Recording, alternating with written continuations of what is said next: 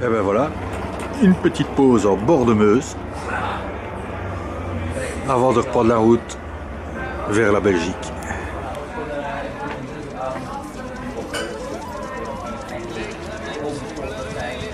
Je sais pas si vous entendez la musique derrière, c'est Paris s'éveille. C'est quand même dingue ça. On est en Hollande et la chanson qu'on entend c'est Paris s'éveille. La petite... Paris s'éveille. Si Jacques Dutronc, le chanteur de Paris s'éveille, n'est pas belge, je profite quand même de cette merveilleuse occasion pour vous raconter une anecdote à propos de cette chanson. La flûte traversière que l'on peut entendre n'était pas prévue dans cette composition. Dans un premier temps, Jacques Dutronc voulait faire lui-même ses petites incrustations mélodiques à la guitare. Mais voilà que dans les couloirs des studios de Radio France, un grand complexe d'enregistrement, il rencontre par hasard le flûtiste Roger Bourdin. Celui-ci propose alors de tenter une improvisation à l'arrache sur Paris s'éveille. L'ingénieur du son lance l'enregistrement, Roger Bourdin improvise du début à la fin, une seule prise. La première sera exécutée et conservée. Malheureusement, Roger Bourdin décédera quelques années plus tard d'une hémorragie cérébrale alors qu'il donne un cours d'interprétation.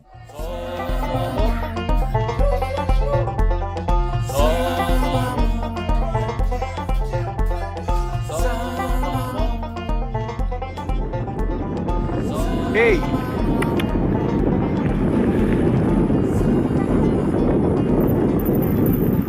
Alors on quitte progressivement Maastricht et on va aller vers un endroit qui s'appelle Oostmaarland. On va revenir tout doucement en Belgique.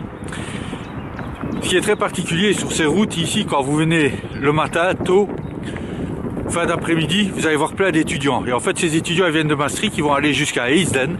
Ça fait environ 5 km, ça veut dire qu'il y a des étudiants ici, de votre âge. Le matin, ils font 5 km à vélo pour aller à l'école, 5 km à vélo pour rentrer de l'école. Alors chez nous, enfin chez vous en tout cas en France, généralement on dit qu'on n'a pas le temps de faire du vélo, c'est ceci, c'est cela. Il faut juste savoir une chose, c'est que depuis 10 ans, il y a des études au niveau mondial qui s'appellent l'étude PISA. Et l'étude PISA, en fait, évalue les niveaux des étudiants dans le monde. Eh bien, les étudiants hollandais sont systématiquement au-dessus des étudiants français. Quelle leçon prendre de tout ça? Ouais, je vous laisse deviner. À tout à l'heure.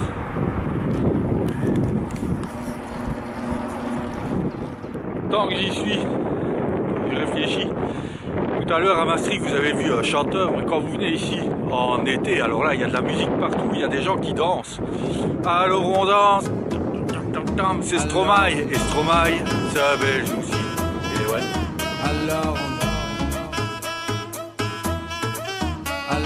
Stromae, qui n'est rien d'autre que le verlan de maestro, c'est-à-dire le maître de musique, est un chanteur belge. Ses premiers tubes, dont Alors on danse, sont très largement inspirés d'un style musical né en Belgique, la New Beat, très proche du mouvement acide. C'est une musique techno très épurée, dont un des chefs-d'œuvre est incontestablement Pump Up the Jam.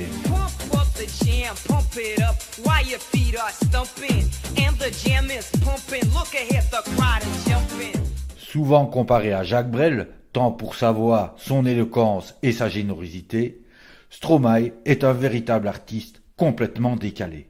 Aujourd'hui homme de l'ombre, il participe à diverses productions, notamment pour le rappeur This Is La Peste.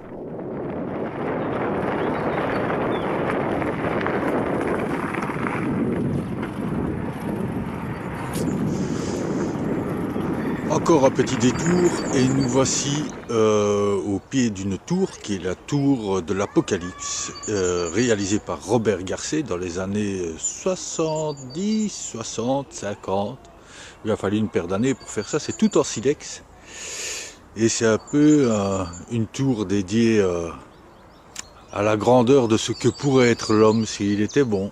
Voilà, avec les 4 grands chérubins là tout en haut.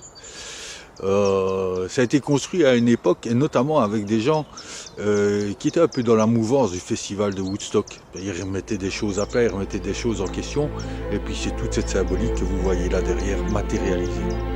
Un homme, c'est un être vivant qui peut aimer. Trouvez-en un peu un million qui sait aimer. Pensez, vous dites, mais toutes les écoles, allez voir dans les écoles ce qu'on pense. Ils gueulent, ils font aller leur gueule, ils font des formules, ils font tout ce qu'ils sont capables de faire, des bombes atomiques, des docteurs, des étudiants en droit, en ceci ou ça, qui seront des machines à gagner de l'argent, mais qui ne pensent plus. Surtout, qui ne pensent plus. Et alors, créer, le monde est payé maintenant pour être fainéant. Donc, si vous prenez comme condition élémentaire aimer, penser et créer, je vous dis ces trois verbes-là, parce que ces verbes-là sont écrits à l'entrée de la tour, eh bien, si ceux qui savent les réaliser doivent passer là, par le portail,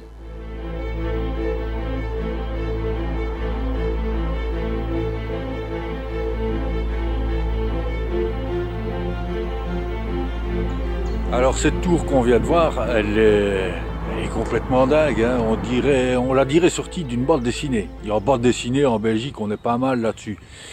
Alors évidemment, on a Tintin fait par Hergé, on a Gaston Lagaffe, Astérix et Obélix, les Schtroumpfs, tout ça, Lucky Luke, tout ça, ce sont des bandes dessinées, ce sont des auteurs belges. Et je vais enfin vous révéler le grand secret, Michael Jackson. Eh bien, c'est un Belge aussi. Non, je déconne. Ostmarland. En fait, ici, c'est des terres qui ont été récupérées sur la Meuse. C'est un parc naturel, c'est superbe. On va essayer d'aller à la rencontre de chevaux sauvages, spécialité du coin, dans cette région absolument formidable. Hein. C'est génial. Le pied.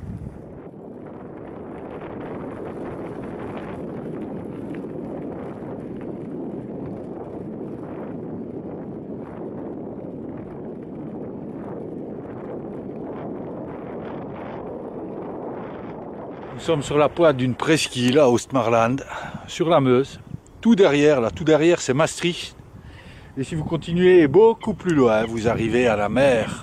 À la mer, évidemment, il y a un port qu'on connaît tous. On a entendu parler de ce port, c'est le port d'Amsterdam.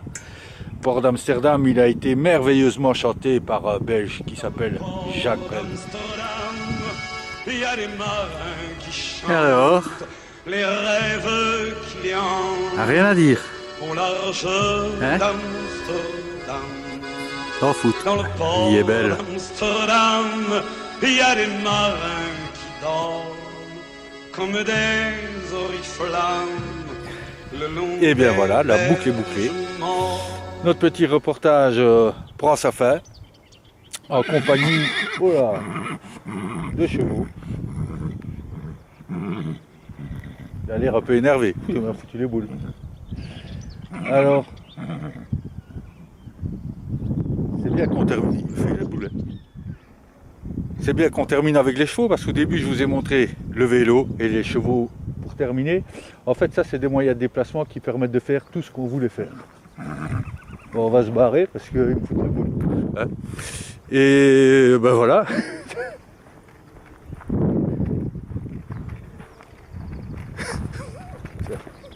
Oh, comment m'a foutu les boules.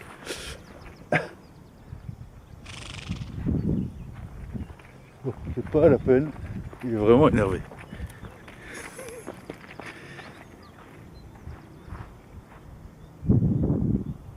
Et bien voilà, on termine notre petit reportage avec les chevaux derrière. Au début, je vous ai montré mon vélo. On termine avec les chevaux. Ce sont des moyens de déplacement. Et c'est avec ces moyens de déplacement que tout ce que je vous ai fait visiter est possible. Si on passe sa vie en voiture, on n'y arrive pas. C'était aussi le petit message. J'ai beaucoup insisté sur le vélo. Et puis voilà. On voit que la vie est bien riche. Pour peu qu'on se donne un peu les moyens de faire les choses autrement. Oh. Hello, Warren Jackson, come on, get me.